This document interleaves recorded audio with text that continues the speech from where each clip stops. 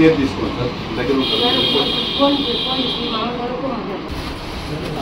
సరే ఇప్పుడు కూర్చున్నాను నేను కేసు కూర్చున్నా.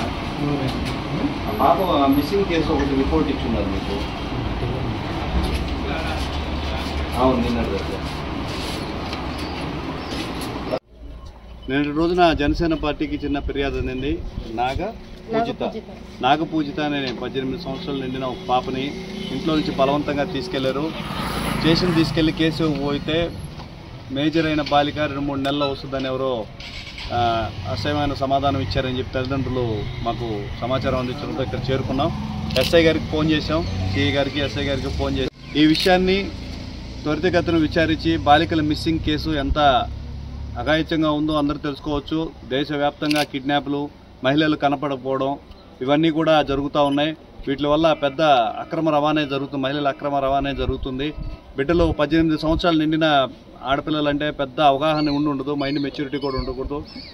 నిజానిజాలు పరిశీలించి బాధితులకు న్యాయం చేయాలి. ఇంట్లో కూడా మగదిక్కు లేక 2-3 మహిళలు ఉన్నారు, వాళ్ళు దబోదిబోబు అంటున్నారు. వెంటనే వాళ్ళు న్యాయం చేయాల్సిందిగా సిఐ గారిని కోరడం జరిగింది. వెంటనే కేసు కట్టి ఈ రోజున దర్యాప్తు చేస్తున్నారు.